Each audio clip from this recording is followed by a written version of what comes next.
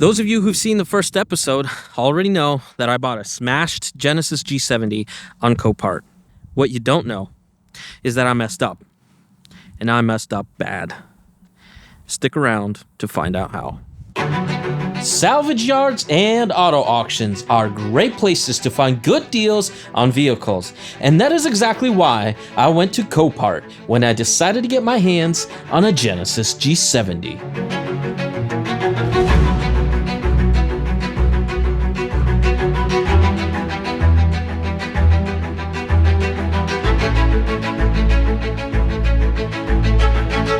What the heck? Still hands. What's up, guys? Welcome back to another episode of Videl Does Things. We are back here with my Genesis G70 2022. When you buy cars on Copart, they usually come pre-smashed, like this one, which is how I like them. Now you might ask, why in the world would I ever want to buy a smashed car?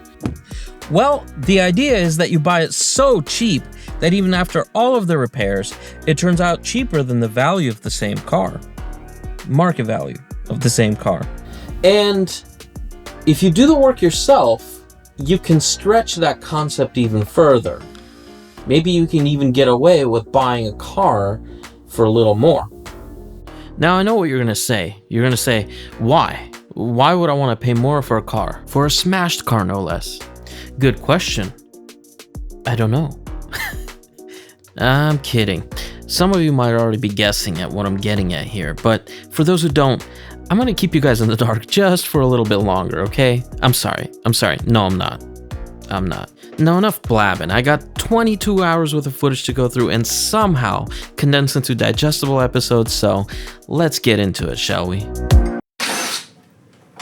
Now, at the end of the last episode, I said I was gonna do some seam sealing and priming of that area that I fixed, but I lied.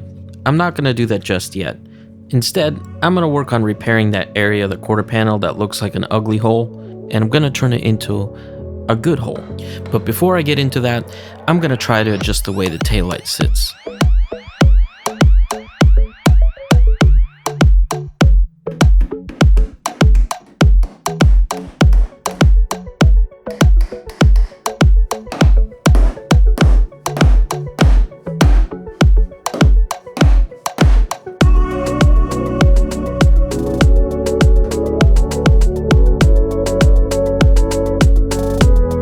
Smacking around with the hammers, the taillight finally sits much better, and that's great. Unfortunately, I caused some extra damage to the quarter panel that wasn't there before, a few dents here and there. That sucks, kind of bums me out, but I'm trying to stay positive. I think in the long run it won't matter too much. I'll fix it, I'll do my best, it'll look wonderful. No one's gonna know it was there, which doesn't really even matter because I'm keeping this car. So as long as I'm happy with it, that's all that matters.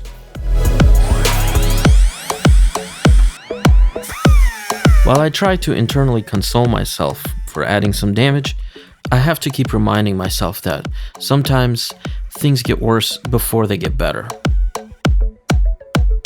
Now I'm going to be jumping all over the place here in terms of the work.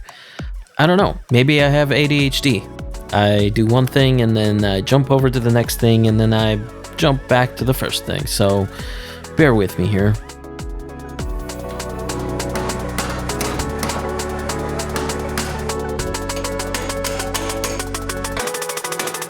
At this point, I'm trying to remove that leftover chunk from the floor panel, and it's putting up a good fight.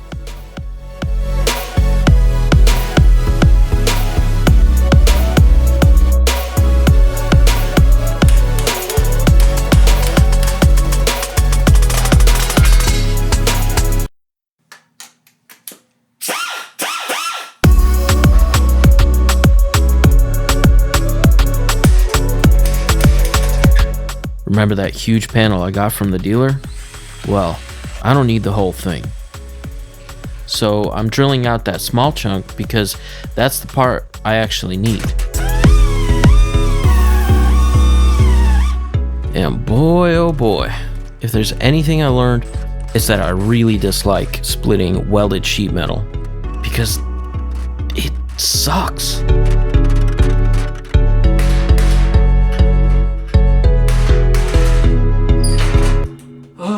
Finally,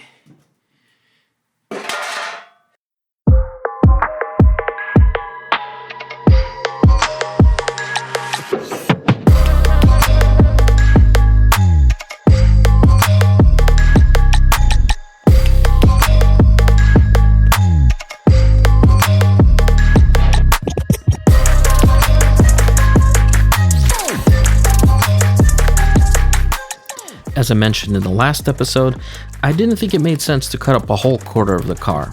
For one, I really don't have that kind of experience. But also, the damage wasn't bad enough. That's why I'm only replacing that floor panel, because it was so crumpled up, there was just really no way I could reuse it. As for that rear section of the quarter panel, I'm straightening it out with a hammer and a dolly.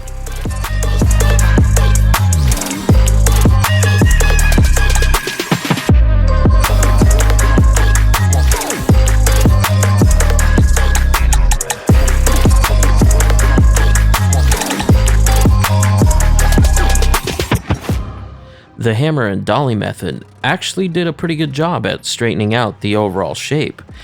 But what I found challenging was to get the little details done, like the intricate bends around that square opening. I'm sure an expert at this stuff would do a way better job than I ever could, but while I was smacking away, I had some thoughts, and I got an idea. Maybe I can approach this from a different angle. How was this panel made originally? Well, forming, right? Like a metal press. So it's decided. I need to make myself a form of sorts.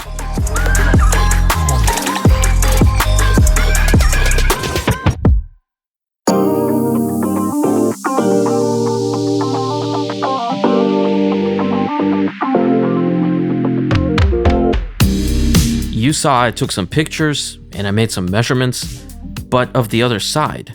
Well, the other side is symmetrically identical to the damaged side. So now I'm using those pictures and measurements as a reference for building my model.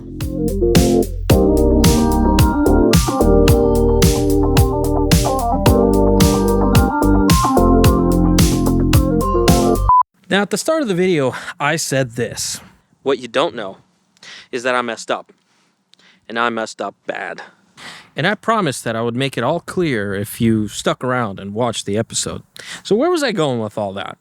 Well, how was that edit? Jarring? Okay, cool. Because that's exactly what I was trying to do.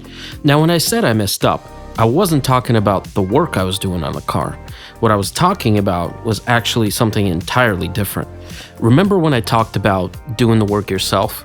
How you could save money and possibly pay more for the car? I didn't exactly explain why you would want to pay more for the car. Well, normally you wouldn't. If given the choice, anyone with even the most minimum amount of wisdom would choose to pay less. It's not about that. Where this comes into play is when you buy cars from an auction, places like Copart. Again, normally, even then you wouldn't want to pay more. Ideally, you would try to win the car with the lowest possible bid you could get away with. But if it's an interesting car or a rare car, everyone's gonna want it. And this is really where this paying more thing comes into play. See, most of the guys you're gonna be bidding against do this for a living. They're gonna wanna buy the car, fix the car, and flip it for profit. But if you're on Copart because you're looking for something cool for yourself and you don't have any plans of selling it and you wanna keep it, well, you don't need that profit. So you can outbid all those people trying to bid and leave room for profit. And you can win. Again, normal cars doesn't matter. Probably don't want to do that. But when it comes to cool cars or rare cars, this is exactly where this comes into play. Now we finally get back to my car, the Genesis G70. And you're going to ask, well, what's so special about it? Is it cool? Is it rare? Well, in my opinion, it is pretty cool. And the fact that you don't see these on every corner suggests that it is somewhat rare. Not to mention the fact that there's not a lot of these on the auctions either, especially in this kind of condition where the repair is actually pretty light. Now maybe this totally makes sense to you and is super obvious, or maybe you think that this is extremely backwards logic and totally stupid. And maybe you're right. And this is exactly why I said I messed up. At the time of the auction, it seemed like everybody wanted that car. The bids just kept coming in, and under all of that pressure, in the weird broken loop auction music that they play, my instincts kicked in, and I kept pressing that bid button as if I had a blank check, which I didn't. So this is how I bid $7,000 over my initial internally decided upon maximum bid. And I won. But it sure didn't feel like winning. Yeah, I freaked out. And then I had to calm myself down. And then I freaked out again. And then I had to calm myself down. And then I freaked out again. And then I had to you get the point. At the end of the day, when you factor in all of the costs that are required to fix the car, I've calculated that it would cost me around the same price as it would to buy a used car. Now, the used car would come with a clean title, and mine doesn't. But on the bright side, mine probably has way lower mileage. So I guess that's a win in that department, and I'll take it. You know, someone said to me, "It's just money, you'll make more." And I thought that was kind of funny because it really doesn't feel like that. It feels like a way bigger deal than that. But they're right, so I choose to stay positive. And you know, I've been really enjoying this project. It's been a lot of fun so far. There is something special about working on your own car or fixing it. There's like this interesting personal connection with it that makes it that much more enjoyable and makes you like it that much more.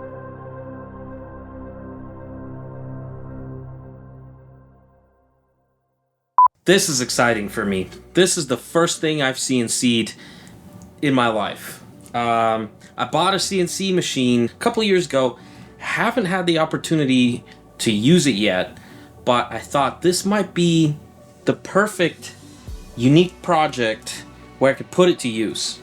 If you haven't figured out, if you haven't guessed what this is yet, I have this thought. What if a 3D model the shape of the indentations of the sheet metal here and make two sides, sort of like a forming clamp.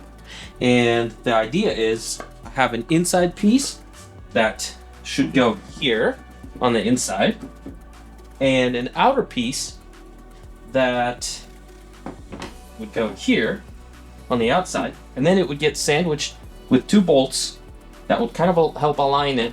Bolts would also help clamp it together, and then I could use a hammer to beat on it and get the metal to hopefully bend into the shape that I need. Very exciting for me. If this doesn't work, it won't be so exciting. Let's see if it works.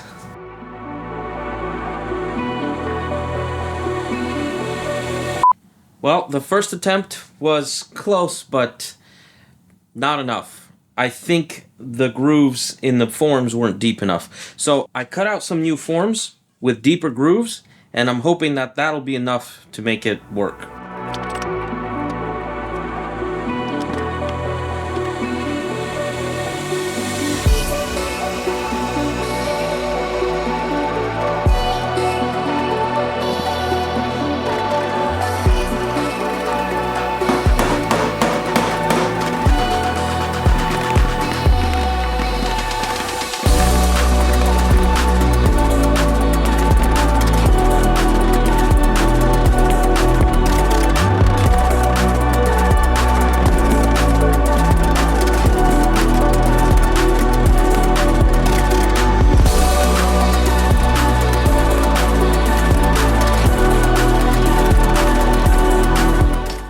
Well, moment of truth, I guess. Let's take it off and see if it worked.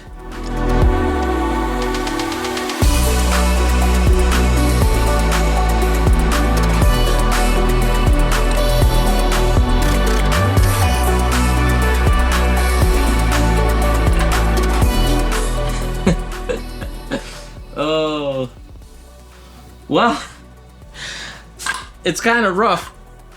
But the basic shape is kind of there. You know, it's not perfect. And I realize this is pretty difficult to do, to make it perfect. But hey, it's better than it being flattened. So I think I'll work with this. I think I'll maybe adjust it here and there a little bit. And maybe some body filler will smooth it over. But I mean, this is just a cosmetic piece. Let's face it. This isn't the frame. This isn't structural. The structure isn't here. And the structure is perfectly fine and undamaged. So, yeah, I mean, I don't know.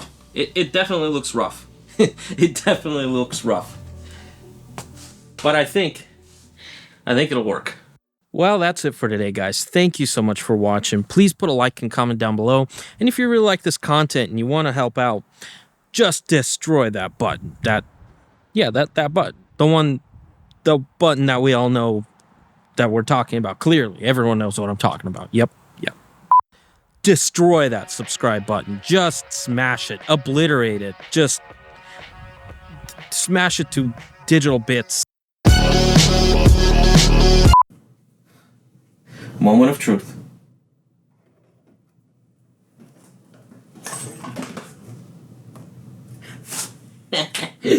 Oh, like a glove. Wow. That fits surprisingly well. You guys gotta see this. Look at that.